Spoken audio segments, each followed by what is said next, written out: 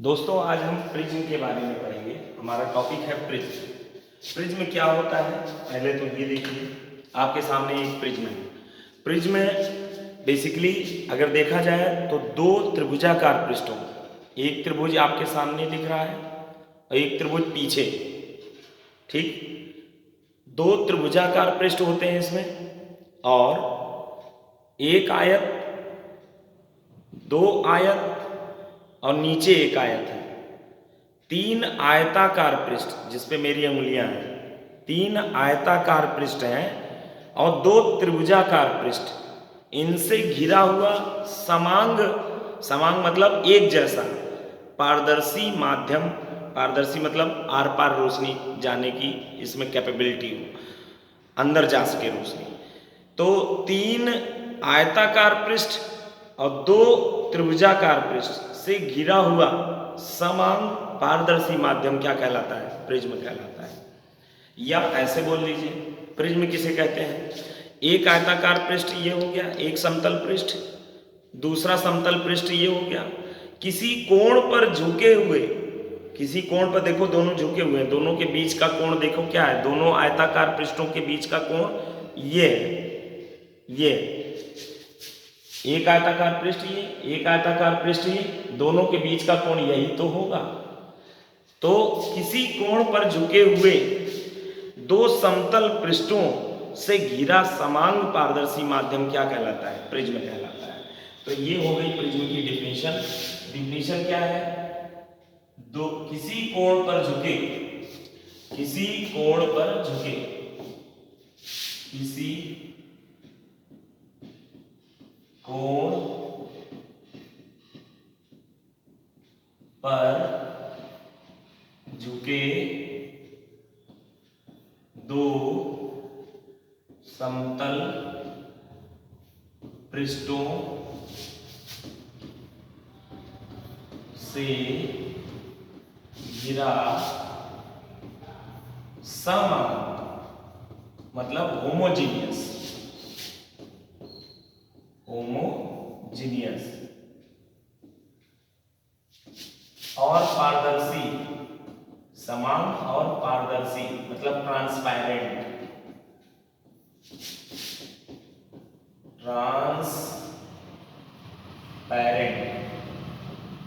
माध्यम, किसी कोण पर झुके दो समतल पृष्ठों से घिरा समान और पारदर्शी माध्यम क्या कहलाता है? प्रिज्म कहलाता है। ये तो हो गई इसकी डिफिनेशन। आप चाहे तो एक दूसरा डिफिनेशन जो मैंने आपको बताया, दो त्रिभुजाकार पृष्ठों और तीन आयताकार पृष्ठों से घिरा हुआ समान पारदर्शी माध्यम प्रिज्म कहलाता है। ऐसे भी लिख सकते हैं, और दो त्रिभुजाकार पृष्ठों और तीन आयताकार पृष्ठों, रेक्टेंगुलर सरफेसेस से घिरा हुआ, से घिरा समान होमोजेनियस और पारदर्शी माध्यम क्या कहलाता है? प्रिज्म कहलाता है। आपको दोनों में से जो डिफिनेशन अच्छा लगता है वो मान लीजिए, लिख सकते हैं आप एग्जाम में। ध्यान रहे प्रिज्म में क्या क्या चीजें इंपॉर्टेंट है, याद रखिएगा। प्रिज्म में प्रकाश हमेशा आयताकार वाली सतह पर डाली जाती है, इस वाले पर, याद रखिएगा। त्रिभुज वाले पर प्रकाश डालने से कोई फायदा नहीं है, आयत वाले पे ही, आयताकार पृष्ठ पे प्रकाश डालने से आपको फायदा होगा। त्रिभुजाकार पृष्ठ पर प्रकाश डालने से कोई फायदा नहीं होगा। तो चलिए पहले डायग्राम ड्रॉ कर लेते हैं। एक्चुअल डायग्राम प्रिज्म का आपका कैसा होगा देखिए, मैं ड्रॉ करता हूं।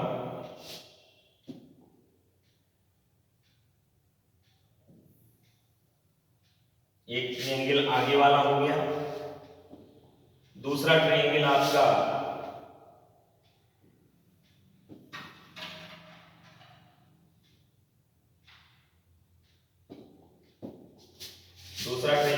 पीछे वाला मैं यहां ड्रॉ कर लेता हूं।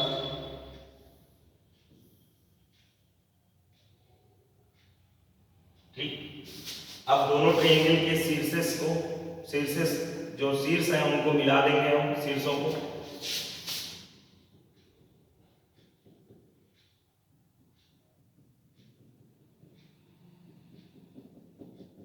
ठीक, यहां पर एक आयत ये बन गया आपका, ठीक है, एक आयत आपका ये हो गया, दूसरा आयत आपका ये हो गया, समझिएगा, दो आयत हो गए, और तीसरा आयत पीछे है आपका। ठीक, तो इस तरह से आपके प्रिज्म का चित्र आप एक बार ऐसा बना सकते हैं।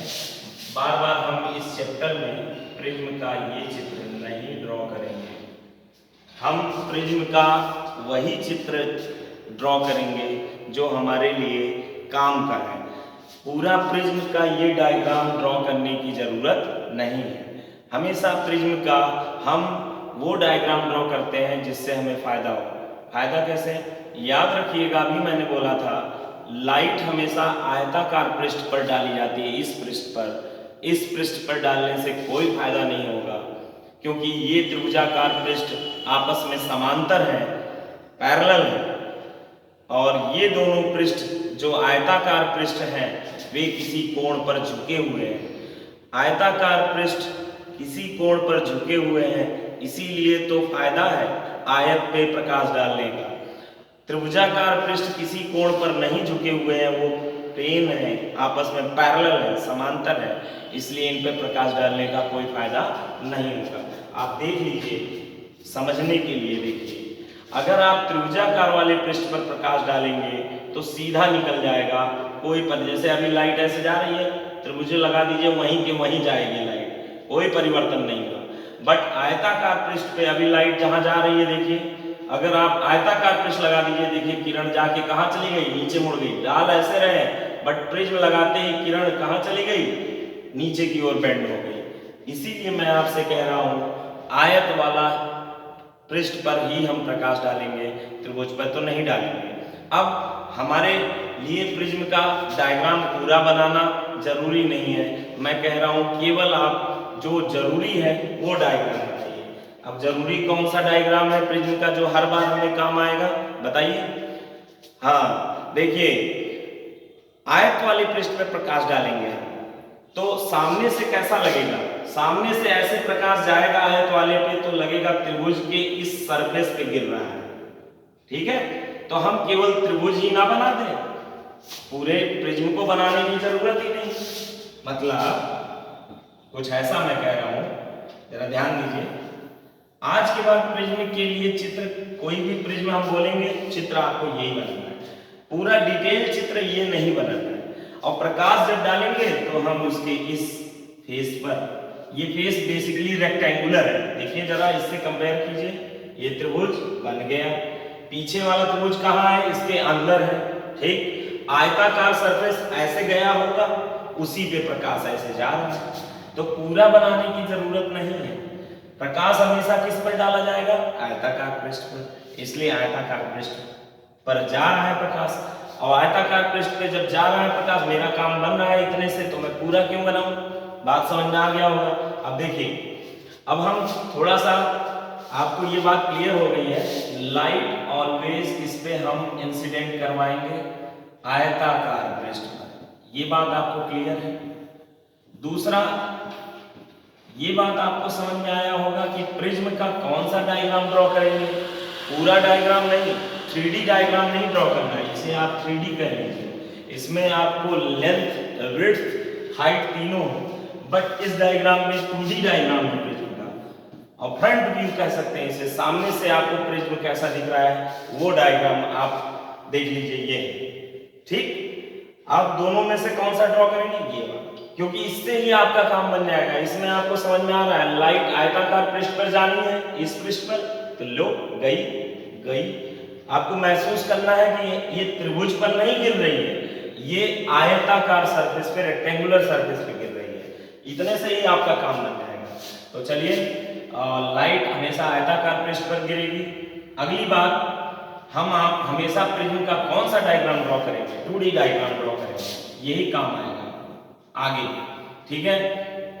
अब हम चलने जा रहे हैं थोड़ा सा आगे, प्रिज्म में अगर प्रिज्म पर कोई प्रकाश किरण गिरती है तो उसका क्या होता है? हेडिंग आपका है, हेडिंग देखिए जरा, हम ले लेते हैं। हेडिंग आपका है प्रिज्म पर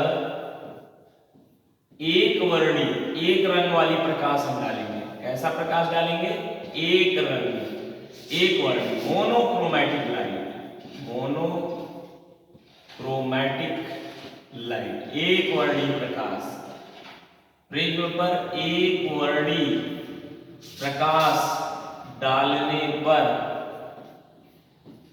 प्रिज्म द्वारा अपवर्तन, ये हम पढ़ने जा रहे हैं कि लाइट अगर प्रिज्म पर पड़ जाए तो उस लाइट का अपवर्तन कैसे होता है, उस प्रकाश किरण का रिफ्रैक्शन अपवर्तन कैसे होता है।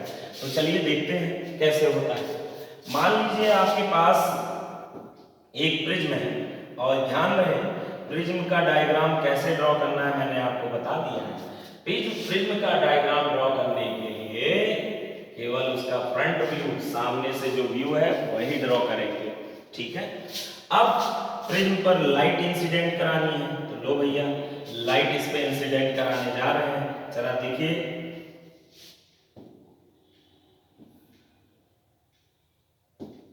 देखिए जरा ध्यान से,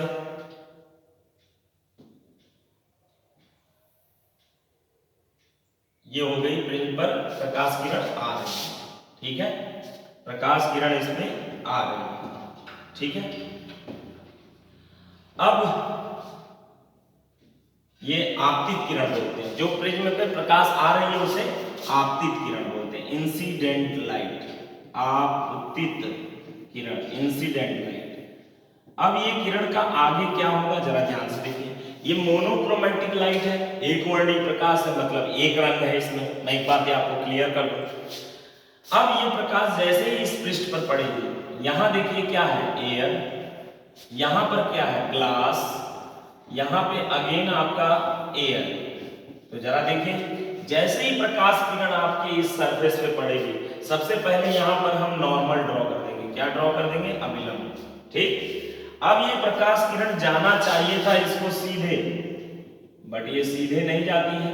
आप जानते हैं अगर मीडियम चेंज होता है, माध्यम बदलता है, तो यदि विरल माध्यम से सघन में जा रही है, रेयर टू डेंसर जा रही है, तो वो नॉर्मल की ओर ये किरण अविलंब की ओर झुक जाएगी। मतलब ये किरण कुछ ऐसे गई, देखो ऐसे जा रही थी बट ऐसे झुक गई अविलंब की ओर, ऐसे।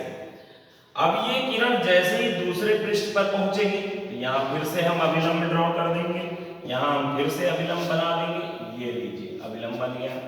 अब ये किरण फिर से माध्यम बदलने की तैयारी में है, डेंसर टू रेयरर जा रही है, सघन से विरल में जाने वाली है। तो ये अब की बार अभिलंब से दूर हटेगी। अभिलंब से दूर हटेगी तो किस तरह से जाएगी? वो इस तरह से जाना चाहिए सीधे, बट सीधे नहीं जा पाएगी, ऐसे अभिलंब से दूर हटके ऐसे।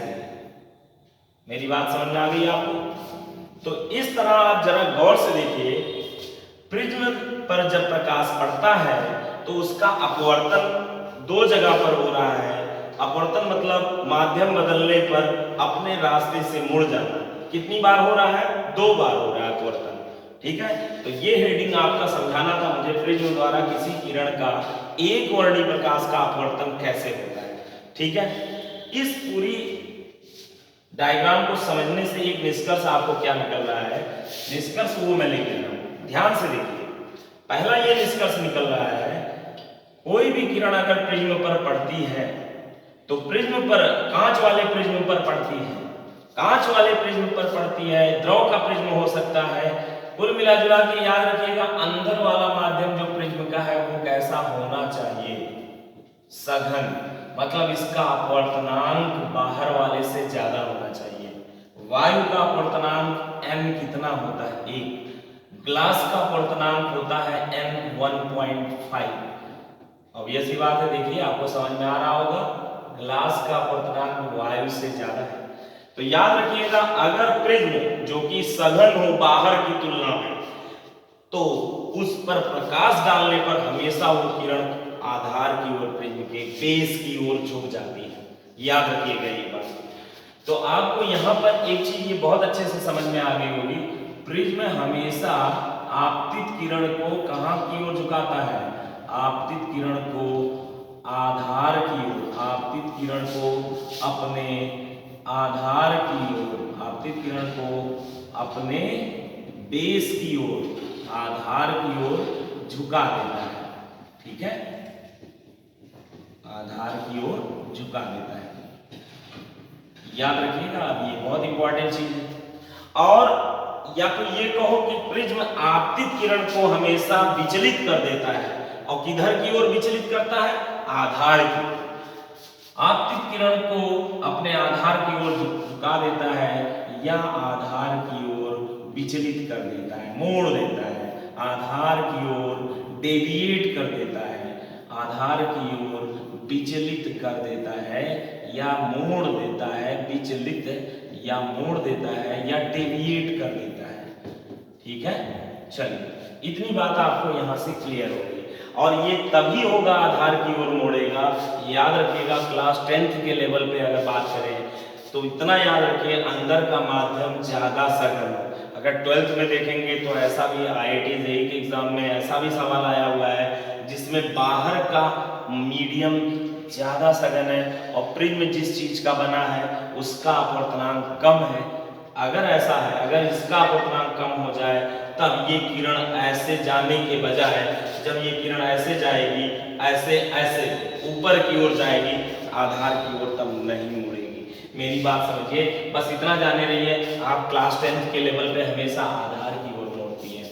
अगला अभी इसी में एक आपसे प्रश्न मैं कर लेता हूँ। आपके पास 4 डायग्राम दिए गए हैं, चारों में से सही डायग्राम आपको टिक करना है। बताना है कि प्रिज्म, इनमें से कौन सा डायग्राम प्रिज्म का सही है। ये मानते हुए कि प्रिज्म कांच का है और बाहर हवा है, कांच का अपवर्तनांक इसका ज्यादा होता है, ये मानना है कि प्रिज्म कांच का है। चलिए बताइए कौन सा डायग्राम आपका सही है, इसमें आपको बताना है। एक किरण ऐसे आई, ऐसे गई और ऐसे गई, ठीक। दूसरा डायग्राम में किरण ऐसे आई, ऐसे गई और ऐसे गई। तीसरे डायग्राम में किरण ऐसे आई,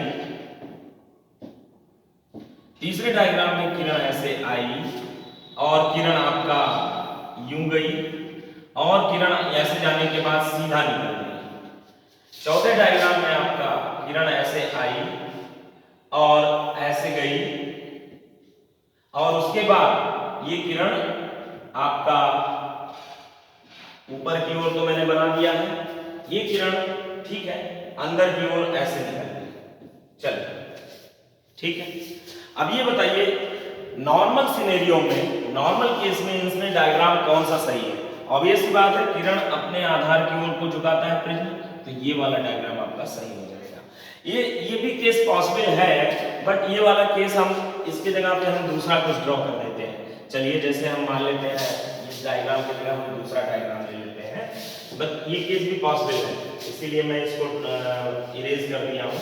तो आप देखिए जरा ध्यान से, मैंने प्रिज्म लिया और इस पर मैंने लाइट रे, देखिए जरा ध्यान से, ऐसे गई, उसके बाद यहां पर जाने के बाद वो किरण आपका ऊपर की ओर ऐसे मुड़ी और उसके बाद और ऊपर की ओर ऐसे चली गई। अब बताइए कौन सा डायग्राम सही है? और ये सी बात है, इसमें आपको स्पष्ट हो रहा है, मैंने बोला था अंदर का अपवर्तनांक, रिफ्रैक्टिव इंडेक्स ज्यादा है तो आधार की ओर किरण मुड़ेगी, तो ये आपका सेकेंड डायग्राम सही है। उस वाला, ये वाला केस कब पॉसिबल है बताइए? ये वाला तब पॉसिबल है जब बाहर जो है माध्यम है उसका अपवर्तनांक ज्यादा हो अंदर होने से। लेकिन मैंने शुरू में बोल दिया था बाहर का अपवर्तनांक कम है, बाहर हवा है, हवा का अपवर्तनांक कम होता है सबसे, और अंदर जो है कांच है, कांच का अपवर्तनांक ज्यादा। ऐसे केस में आपको बताया था, अभी पढ़ाया था, अंदर जब कांच होगा तो हमेशा आधार की ओर मुड़ेगा, या अंदर अगर सघन होगा तो हमेशा आधार की ओर मुड़ेगा। मैं आशा करता हूँ आपको इतनी बात समझ में आ गई होगी। और कुछ चीजें हैं प्रिज्म से संबंधित परिभाषाएं, उनको हम देख लेते हैं। चलिए, कुछ डिफिनीशंस हैं, उनको आप समझ लीजिए, काम आ सकती हैं। चलिए, पहला चीज आपको जो प्रिज्म के बारे में पढ़ना है, इसमें अपवर्तक पृष्ठ क्या होता है, रिफ्रैक्टिव सरफेस क्या होता है, इसके बारे में जान लीजिए। अपवर्तक पृष्ठ यानी रिफ्रैक्टिंग सरफेस, रिफ्रैक्टिंग सरफेस, ठीक है। अब जरा ध्यान से देखिए, जिस पृष्ठ पर प्रकाश डाला जाता है उसे ही अपवर्तक पृष्ठ कहते हैं। किस पृष्ठ पर प्रकाश डाला जाता है? आयताकार पृष्ठ पर। तो आपका आयताकार पृष्ठ हो गया अपवर्तक पृष्ठ। एक कितने आयताकार पृष्ठ होते हैं एक प्रिज्म में? 1 2 3 आयताकार पृष्ठ है, तो 3 अपवर्तक पृष्ठ हो सकते हैं, ठीक है। दूसरा हेडिंग हम देखने जा रहे हैं, प्रिज्म का कोण, प्रिज्म एंगल क्या होता है। दो अपवर्तक पृष्ठों, जैसे एक अपवर्तक पृष्ठ ये है, एक अपवर्तक पृष्ठ ये है, दोनों जिस कोण पर झुके होते हैं, इसी कोण पर तो झुके हैं, उसी कोण को प्रिज्म का कोण कहते हैं। प्रिज्म कोण या इसी को कहते हैं अपवर्तक कोण, रिफ्रैक्टिंग एंगल, रिफ्रैक्टिव एंगल। और इसको प्रायः अगर देखा जाए, प्रिज्म का ये डायग्राम मान लीजिए, तो प्रिज्म का कोण ये होता है, प्रायः इसे ही हम मान के चलते हैं, इसे एंगल ए से प्रायः डिनोट करते हैं, ठीक है। दो डिफिनीशन हो गई। अपवर्तक कोण क्या होता है, इसके बारे में जान लीजिए। ये छोटी छोटी डिफिनीशन है, काम आती है। रिफ्रैक्टिंग एज, कोण, एज, EDGE, रिफ्रैक्टिंग एज। अपवर्तक कोण किसे कहते हैं? कोण मतलब भुजा होती है। दो अपवर्तक पृष्ठ जहां पर मिलते हैं, वो रेखा जो जहां पर मिलते हैं, जरा ध्यान दीजिए, दो अपवर्तक पृष्ठ, ये पृष्ठ यहीं पे मिल रहे हैं ना, तो ये रेखा जो होती है वही अपवर्तक कोण कहलाती है। चौथा, प्रिज्म का आधार किसे कहते हैं? बेस। प्रिज्म का आधार किसे कहते हैं? ध्यान से सुनिए। अपवर्तक कोण वाली जो रेखा है, जहां पर दो अपवर्तक पृष्ठ मिलते हैं, उस रेखा के सामने नीचे जो प्रिज्म का आयताकार पृष्ठ दिखाई देता है, जो पृष्ठ होता है ये वाला, उसे ही प्रिज्म का बेस कहते हैं। और आखिरी डिफिनीशन आपका प्रिज्म का आपको हम बताने जा रहे हैं, क्रॉस सेक्शन। प्रिज्म का क्रॉस सेक्शन यानी अनुप्रस्थ परिच्छेद, जिसे आप कहते हैं अनुप्रस्थ परिच्छेद, वो क्या होता है, जरा ध्यान दीजिएगा, बहुत अच्छा इंपॉर्टेंट ये डिफिनीशन है। प्रिज्म में जो अपवर्तक पृष्ठ हैं, अपवर्तक पृष्ठ, ये वाला पृष्ठ, दोनों के लंबवत जो सतह हो, लंबवत सतह मतलब इससे 90 डिग्री पर, तो जरा देखिए इसको थोड़ा सा ऐसे कर लीजिए। इस सतह के लंबवत कौन सी सतह है? ये त्रिभुज वाली जो नीचे है, ठीक। तो इस अपवर्तक पृष्ठ के लंबवत ये सतह है, इस अपवर्तक पृष्ठ के भी लंबवत ये वाली सतह है। तो दो अपवर्तक पृष्ठ जो हैं, या अपवर्तक पृष्ठों के लंबवत जो सतह होती है, यानी यही वाली जो सतह है त्रिभुज, यही तो अनुप्रस्थ परिच्छेद बनेगा। तो अनुप्रस्थ परिच्छेद जो होता है वो प्रिज्म का त्रिभुज वाला हिस्सा होता है, याद रखिएगा। तो इतनी चीजें उम्मीद करता हूँ क्लियर है। हम नेक्स्ट वीडियो में पढ़ेंगे विचलन क्या होता है प्रिज्म द्वारा, और विचलन को। विचलन तो हमने देख ही लिया है कि प्रिज्म पर अगर आपतित प्रकाश होती है, प्रकाश आपतित होती है, तो वो विचलित हो जाती है, मुड़ जाती है। और विचलन कोण क्या होता है, ये डिटेल में इसका फार्मूला और डेरिवेशन हम देखेंगे। Thank you. वीडियो को कृपया लाइक और सब्सक्राइब जरूर करें। बहुत बहुत धन्यवाद।